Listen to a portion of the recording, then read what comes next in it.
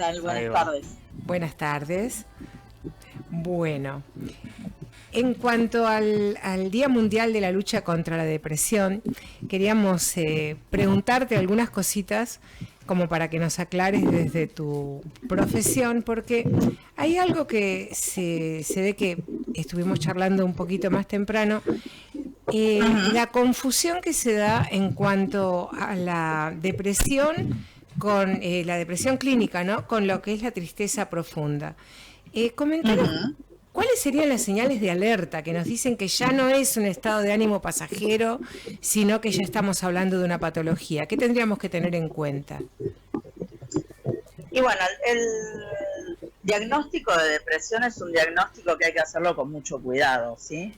Es un diagnóstico que nos marca un estado bastante avanzado que tiene de padecimiento de salud mental, que en principio tiene mucho de tristeza, y entonces por eso muchas veces se confunde, ¿sí?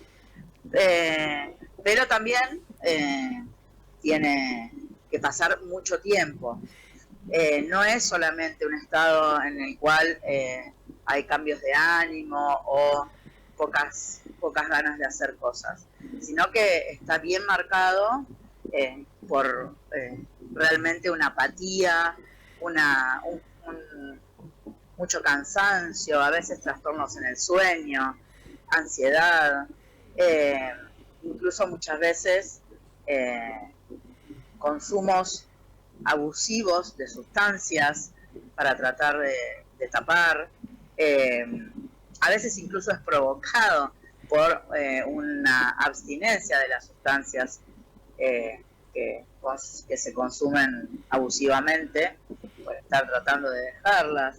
Digo, es transversal a muchos de los padecimientos de salud mental. Entonces, es importante, en principio, que se pueda buscar una ayuda si se ve alguna de estas alertas o varias de estas alertas, ¿no? No solamente los cambios de humor, digo, los cambios de humor o un rato de tristeza o momentos de tristeza no significan una depresión. Ahora, cosas como, por ejemplo, que la persona se quede mucho tiempo en la cama sin hacer nada, o deje de hacer las cosas que antes le gustaban, o deje de relacionarse, digo, y estamos en un momento donde esto es un eje fundamental, ¿no? El tema de los vínculos. Claro, el aislamiento, ¿no? De la persona. Exactamente, el aislamiento. Y vivimos en un momento donde es muy común que los adolescentes se aíslen porque están permanentemente con el teléfono, o muchos de ellos, ¿no? Mucho con el teléfono, mucha relación virtual, poca relación personal, ¿no? Poco vínculo persona a persona. Claro, tienen un montón de amigos en Instagram o en Facebook, que bueno, más que nada en Instagram, los jóvenes, pero poco contacto real, ¿no? O sea, cara a cara, no. O por ahí están cara a cara en un grupo, pero no están interactuando entre ellos, juntos, sino cada uno está con su celular. Exactamente. Se les dificulta la posibilidad de relacionarse, de encontrarse en alguna actividad que los divierta. Ahí no estamos hablando de depresión, pero sí hay que estar atentos a cuando se empiezan a juntar los síntomas, ¿no? O sea, claro, cuando ya la persona deja incluso hasta de salir o de querer comer, a veces hay trastornos en la alimentación, o bueno, ideas ya en casos más graves, ideas suicidas. Claro, eso, ¿no? Ya cuando hablamos de la depresión mayor, ¿no? Llegamos al... O las autolesiones. Porque... Las autolesiones, sí. Hace falta, digamos, para diagnosticar depresión, yo diría que por lo menos un psiquiatra y una psicóloga o psicólogo, ¿no? Que sean parte de esta... Claro, un equipo clínico que pueda ver, sí, todo este tipo de sintomatología. Vos dijiste el hecho de perder el placer de las cosas que la persona está habituada a hacer, ¿no? Claro, de fijarse en eso, ¿no? En cuanto al tema de la pandemia, hizo como que se exacerbara, ¿no? El tema de la depresión, hubo más casos y en chicos jóvenes, ¿no? Sí, sobre todo porque, bueno, en la adolescencia se caracteriza por tener la necesidad justamente de andar en manada, ¿no? De disfrutar de los pares. Claro. La situación no lo permitió.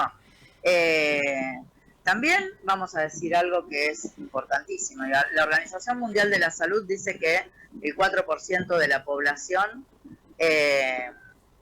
sufre de depresión y que el 5,7% de los adultos la padecen. Es un número importante y probablemente haya muchos casos sin diagnosticar. Claro. ¿Sí? También. Eso te iba a decir, entonces, o sea, el 5,7 serían los diagnosticados, pero hay mucha gente que nunca consulta y sería subdiagnóstico. Y ahí tenemos un problema, que tiene que ver con que los servicios de salud mental están colapsados. Claro. Entonces, sí. Aunque tenga la necesidad de por ahí ir a consultar, estamos en un momento, sobre todo en la Argentina, donde es difícil pagar profesionales y tenemos los servicios de salud mental, los servicios de salud en general, pero bueno, en este caso estamos hablando de salud mental, colapsados, donde por ahí conseguir un turno te toma tener que estar a las 4 de la mañana haciendo una fila, tenés que estar, después el turno te lo dan para capaz dentro de un mes. Y bueno, y todas esas cosas dificultan el diagnóstico. Y por otro lado, también estamos en un momento que sí, podríamos pensar, empezó con la pandemia, pero que se ha agudizado con políticas de mucho incentivo del individualismo, de esto de si tenés la mente positiva, vas a estar bien, todo pasa por algo. Todo este tipo de cosas que hacen que la persona, de un trastorno como la depresión, que tiene mucho que ver también con, no solo con lo individual, tiene que ver, es un entramado entre lo individual y la situación económico, histórica y social, ¿no? Entonces, en momentos de crisis como esta y de exacerbación del individualismo extremo, suben las tasas de casos, porque nos dicen tenés que estar bien, hay mandatos, tenés que estar bien. La gente se aísla, el otro es peligroso, nos arman una idea de un otro peligroso, entonces la gente no se olvida de lo comunitario, ¿no? De lo colectivo, y lo colectivo nos salva de la depresión, lo colectivo nos permite identificarnos con otras personas, mirarnos a la cara, que otro nos dé validez a lo que estamos diciendo, que otra persona nos mire y nos genere afecto, ¿sí? En cambio, si los otros son enemigos, ¿en quién podemos confiar? Falta de confianza también es una situación, falta de la propia autoestima. Somos seres sociales. ¿Cómo nos convertimos en seres que posibles de ser amados, deseados, queridos, ¿no? Porque hay una madre, un padre, dos padres, dos madres, no importa, una madre solo, un padre solo, lo que sea. Alguien que te cuida primariamente y te mira con amor. Y eso se va reproduciendo a lo largo de los años a través de las distintas instituciones por donde transitamos, el barrio donde vivimos, ¿no? La posibilidad de ser, de tener ciertos valores y que esos valores sean importantes en la sociedad. Hoy hablar de solidaridad, hablar de empatía, hablar de conectarnos con el otro de verdad, de conectar en serio, de que cuando uno pregunta cómo estás, la pregunta cómo estás implica escuchar una respuesta, eh, son casi frases vacías, son casi valores vacíos que estamos teniendo, ¿no? Cada uno metido en su casa, el otro peligroso. Y bueno, acá es donde, digo, la prevención, hoy, Día Mundial de Lucha, ¿no?, contra la depresión, dice también la Organización Mundial de la Salud que está, se nombra este Día Mundial para dar información y para promover la prevención. ¿Qué podemos hacer para prevenirla? Y bueno, justamente el hecho de, por ejemplo, pensemos en tiempos anteriores, ¿no? Ese padre, esa madre, ese cuidador, ese que se acerca a la escuela y es parte de la comunidad educativa, siendo parte de la cooperadora, colaborando con cosas, ¿no? Esa persona se siente útil, esa persona se siente que está participando de un espacio que es valorado, ¿no? Y no se hace solo por el dinero, también se hace eso se hace por una cuestión de placer, de solidaridad, de amor a la institución que está formando tu hijo, hija, hije. Sí. Todo esto está borrado, ¿no? Todo esto está, es verdad, sí, estallado. Yo que tengo una edad importante, digamos, recuerdo ahora que decís eso de la cooperadora. Cuando yo iba a la escuela primaria estaba la cooperadora, en la cual había papás y mamás, y también había lo que se llamaba el club de madres. Eso yo no lo escuchaba nombrar nunca más. Que eran mamás justamente que se juntaban y eran las que organizaban la ayuda. Una kermés, claro, la feria del plato. Exactamente, como ropero escolar, que bueno, era juntar ropa por ahí para chicos que lo necesitaban, útiles. Y como decimos, las kermeses, los eventos así en la escuela o para los actos escolares. Los actos, las ferias de platos, que se hacían para recolectar fondos para la escuela, pero que eran un intercambio, porque cada uno llevaba algo para vender y compraba lo que había llevado otra familia. Y ahí se armaba también una relación entre madres. Claro, ¿no? Sí, eso no se ve ahora, para nada. O sea, eso no se ve. Dejar el chico en la puerta de la escuela y partir y salir corriendo, exactamente. Nadie se relaciona con nadie. Y eso hace que los chicos no se relacionen entre ellos tampoco. Entre ellos tampoco haya cierta, también esta cuestión de la discriminación, ¿no?, que se ha promovido, que el pobre es pobre porque quiere, ¿no? Porque la meritocracia. No es lo suficiente, la meritocracia, exactamente. Entonces, esto borraba un poco esas estigmatizaciones, ¿no? Claro, no se hacía diferencia.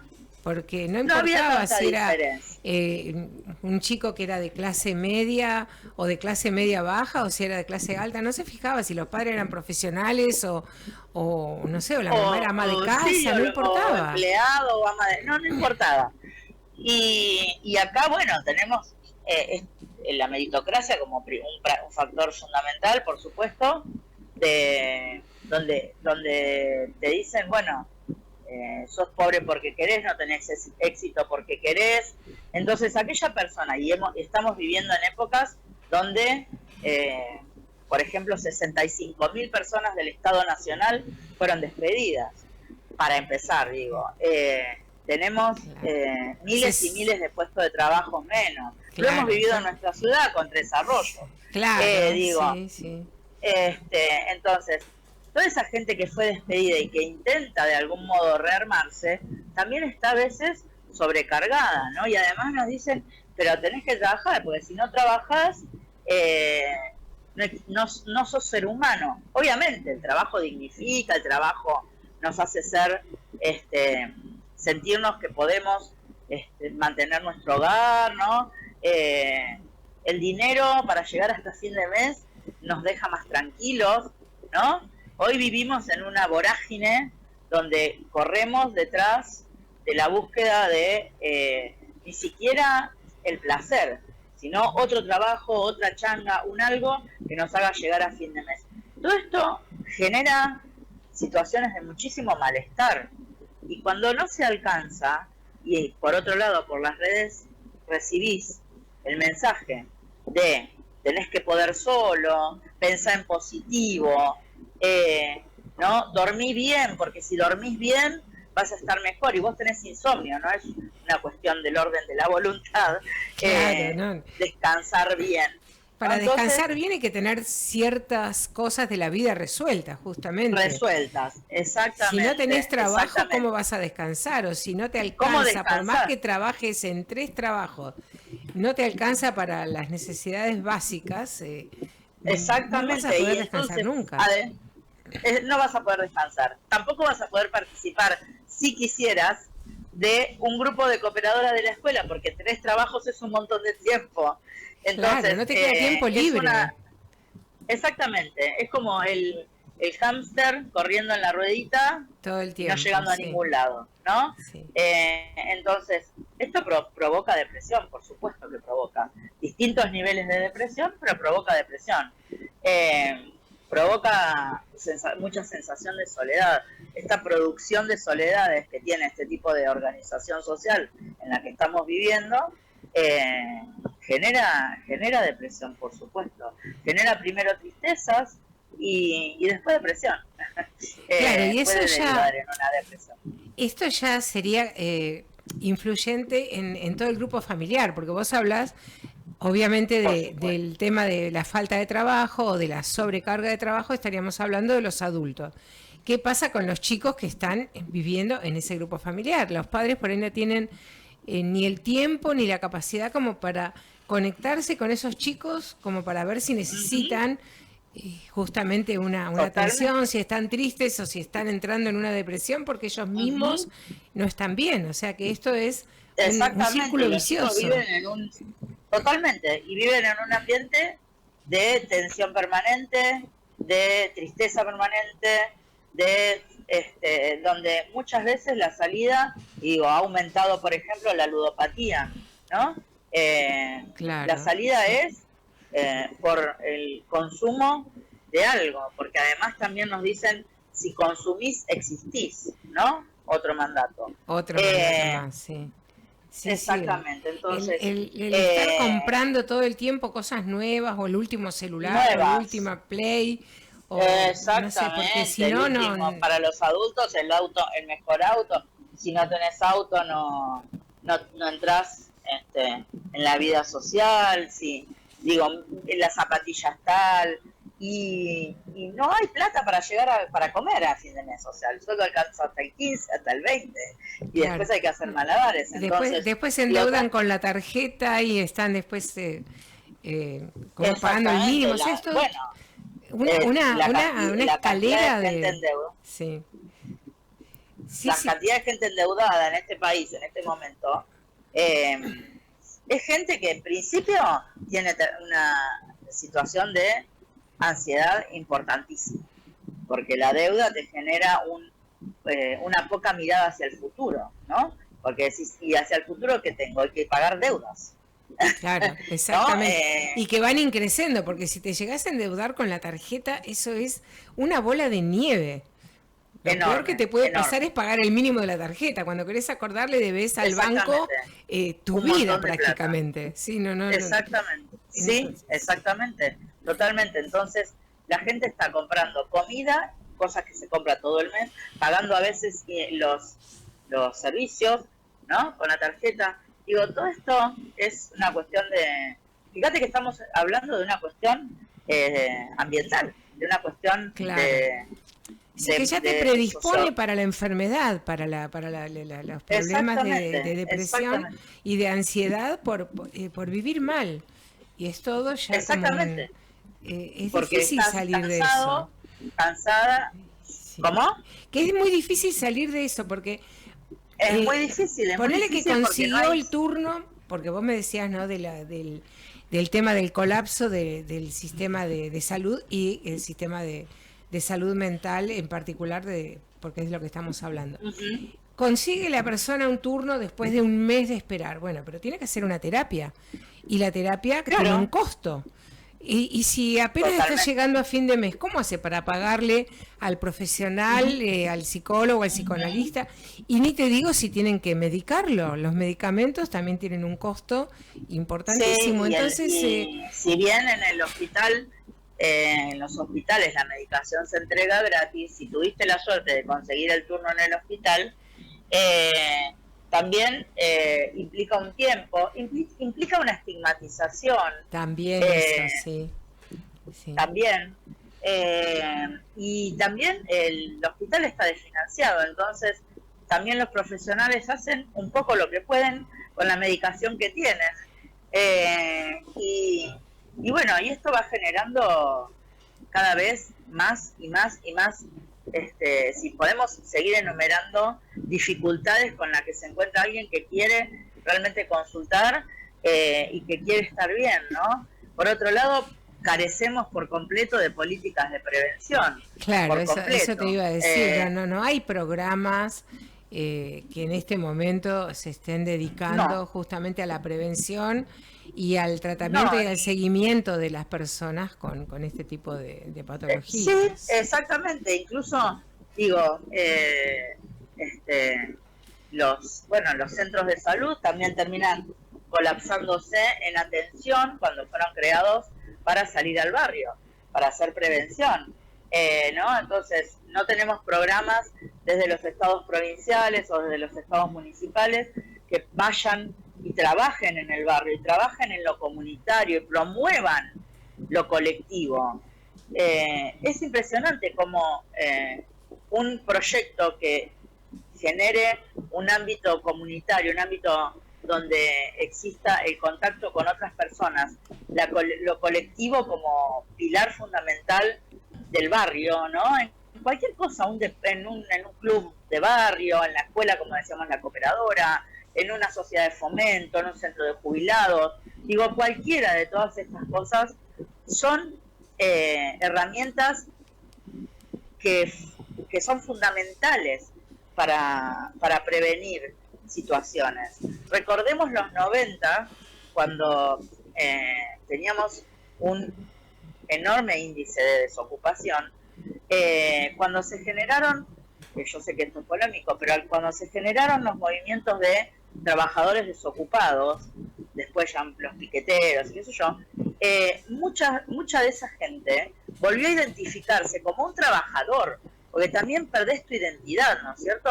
Cuando te dejan sin trabajo, perdés parte de tu identidad, que es la identidad de ser un trabajador. Entonces, esto pasó en los 90 y se pudo armar todo este grupo que fue a protestar, que salió a pedir trabajo, bueno, y que fue generando algunas cosas que podemos estar de acuerdo o no, pero fueron generando lazo social, el lazo social fundamental, el lazo social que te da identidad. Soy un trabajador, pero estoy desocupado, no soy un don nadie. Claro, no es que estoy desocupado porque quiero, no es que no trabajo porque no quiero trabajar. Exactamente. Que es lo que se dice de la gente, no, pero si no quieren trabajar.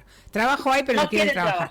Pero también pasa que aprovechándose de que justamente hay mucha gente desocupada, los que pueden generar el trabajo en muchas ocasiones se aprovechan y lo que quieren es esclavizar a la persona.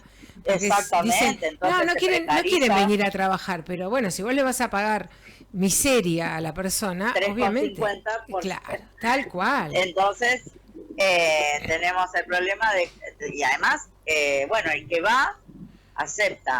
acepta ese sueldo porque ya no da más, no le queda otra y acepta ese sueldo, trabaja, por supuesto que a desgano, obviamente, presionado, con estrés, y además después tiene que buscarse algo más. Claro, porque y además no alcanza, con el estrés, exactamente, y además con el estrés de que con la posibilidad de la precarización laboral que le da todas estas reformas laborales que venimos padeciendo, también, y esto que vos misma decís, ¿no? Que hay tanta gente buscando trabajo que sabés que si vos te vas atrás hay un montón de gente. Entonces, la sensación de que en cualquier momento te pueden echar, de que en cualquier momento te vas a quedar sin trabajo, de que en cualquier momento va a faltar el plato de comida en tu casa, ¿no?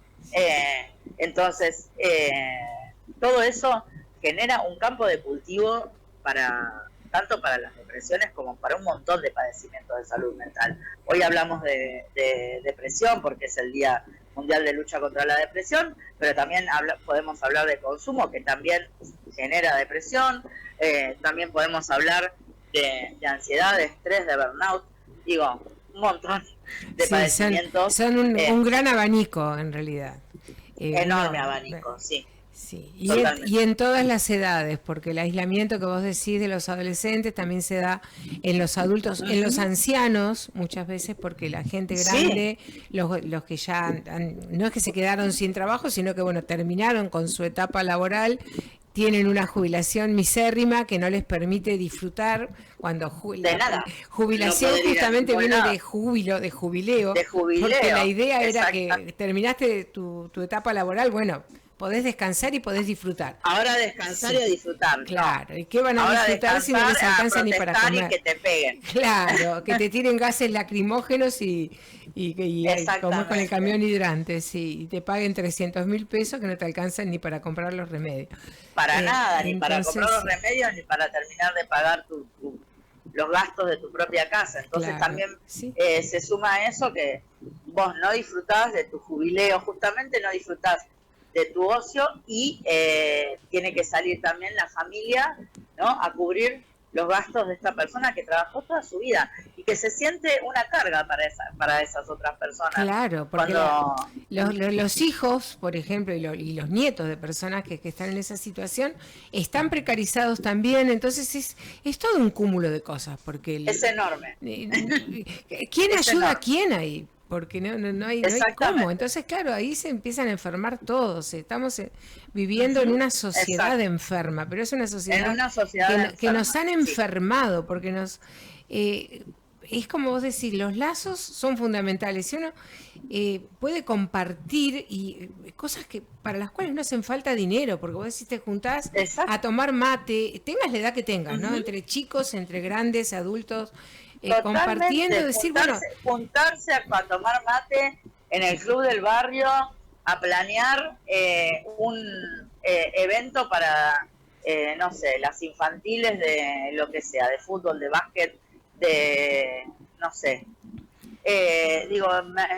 No me acuerdo a quién le habían hecho una entrevista en Europa, un jugador de fútbol. Creo que un jugador de fútbol de aquella selección del 78, Tapia. Tapia. Y el Chiqui Tapia. A Tapia, exactamente. Y le decían, qué bárbaro, ¿no? Porque la Argentina es uno de los países, ahora, no hace mucho le hicieron una entrevista, hace unos años, y es uno de los países que menos invierte en deporte, y sin embargo tenemos campeones mundiales de muchas cosas, ¿no? Tenemos un fútbol de calidad, tenemos hockey de calidad, tenemos artes marciales de calidad, tenemos canotaje de calidad, bueno, y una cantidad de gente que lo hace. Y le decía Chiqui Tapia, lo que pasa es que en Argentina la gente se junta y te arma un potrerito en un baldío que hay en el barrio. Claro, bueno, se autogestionan, digamos. Se autogestionan. Claro. Eso salva mucho de la soledad, del aislamiento, pero lamentablemente ahora se está no perdiendo. Solo no hay tiempo, sino que nos dicen que es criminal, es más o menos, ¿no? Claro, porque el otro siempre es peligroso, el otro te puede sacar algo que vos tenés. Sí. Y en realidad es al revés, el otro te puede dar algo que te está faltando. El otro te puede ayudar a que vos puedas contar tu padecer, ¿no? Porque en las redes todos salen felices, contentos, con cosas, en un viaje, en un café hermoso, ¿no? Pero esos son pequeños momentos de la vida de algunas personas, ¿no? Después la vida todos los días no es así, pero pareciera que sí. Entonces, si uno cuenta que está mal, que le está yendo mal, siente que el otro lo va a desvalorizar, porque está esta situación del mérito, ¿no? Y entonces ahí también se traba el lazo. Pero si se pueden armar lugares donde donde compartir estas circunstancias, incluso grupos, te diría, acá tenemos el SIC, acá tenemos, qué sé yo, tenemos los Zoom, ya hablando de la ciudad más a nivel local, por ejemplo, ¿no? Donde la gente se pueda juntar a hacer diferentes cosas, a jugar un torneo de truco, te voy a decir, cualquier cosa, ¿no? Y entonces ahí hay intercambio, se arma lazo y empieza la prevención. No es solo un torneo de truco, es un encuentro. Y es un encuentro que puede generar un lazo. Con todo esto que venimos hablando, estoy escuchando que venimos hablando mucho de la persona que padece la depresión, pero mi consulta va más allá de la persona, sino del entorno, o sea, uno como amigo, como familiar, ¿cómo podría apoyar a la persona que la está padeciendo sin que la otra persona se sienta atacado o se sienta sobreprotegido, por así decirlo?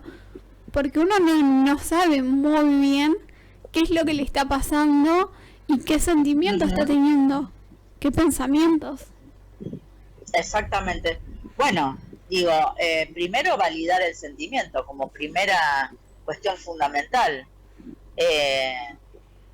Si la persona está mal, primero no insistir para que como si voluntariamente intente estar mejor, ¿no? Sino escucharlo y decir que se lo entiende, ¿no? La escucha es fundamental, escuchar de verdad, escuchar y validar, comprendo tu padecer, lo entiendo que estás mal, ¿qué necesitas? Preguntar. Y si la persona no puede todavía darse cuenta de qué es lo que está necesitando, ofrecerse como ayuda, ofrecerse como apoyo, estar, no dejarla sola, no usar estas frases hechas, no insistirle con que hace deporte, te vas a sentir bien. Obvio que hacer deporte hace bien, por supuesto, pero es un paso posterior. Si la persona está sufriendo depresión, no va a ir a hacer deporte, no va a ir a hacer nada, hasta llegar al momento de la consulta con profesionales, para que ese profesional pueda diagnosticarlos, y los tratamientos en general son no solo con psicoterapia, sino que también muchas veces es necesaria la medicación. Porque nadie que esté con una depresión sale solo ni sola. Entonces, como primera medida, lo primero que hay que hacer es escuchar y estar, y ofrecer el hombro, ofrecer el abrazo, el cuerpo, ofrecerse. Bien, se entiende, sí, estar ahí, a veces simplemente estando al lado, porque por ahí la persona no está en condiciones todavía de hablar, pero uno está al lado, comparte un mate, estar ahí, como que la otra persona sienta que no está sola, porque la soledad... Que no está sola, y que la soledad lo magnifica, que no está sola y que puede confiar en que la otra persona no le va a decir todo pasa por estas frases hechas que están en todos lados, todo pasa por algo, si se cerró una puerta se va a abrir otra, claro, no sabemos si se va a abrir otra, no sabemos si todo pasa por algo, a veces las cosas pasan porque pasan. Entonces hay momentos, el primer momento, que es el momento donde esa persona no puede hacer nada, siente que no puede hacer nada, y realmente no puede hacer nada, creerle. Claro. validar los sentimientos. Totalmente. Nos quedamos con eso, ¿no? Con el hecho de validar los sentimientos de la persona que le está pasando mal, que está triste y que está deprimida, escucharla, estar ahí y llegar a la consulta profesional lo más pronto que se pueda para prevenir estados de depresión mayor, ¿no? Peores. Y la prevención pensada en el lazo social y en el ámbito comunitario.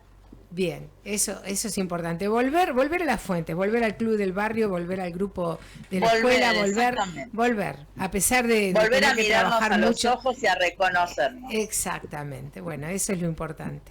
Entonces, bueno, te agradecemos mucho por la entrevista, por todas las cosas que nos aportaste y bueno, seguimos en contacto para cualquier duda, cualquier consulta sí, por en supuesto. el futuro. Mi teléfono está a disposición. Bueno, ¿querés que lo digamos al aire o tu teléfono? No. Sí, no hay problema. Sí, por supuesto. Bueno, decímelo. Mi teléfono es 11, tengo teléfono de Buenos Aires porque hace 10 años que vivo acá, pero bueno. 11-5-960-9727. Bueno, muchas gracias entonces a la psicóloga Luciana Gennari por la entrevista del día de hoy. Que tengas buenas tardes. Seguimos aquí. Igualmente. En 9. Bueno, hemos tenido la entrevista con la psicóloga Luciana Gennari por el Día Mundial de la Lucha contra la Depresión y seguimos aquí con el programa con buena música y acompañándolos en Ultra 9.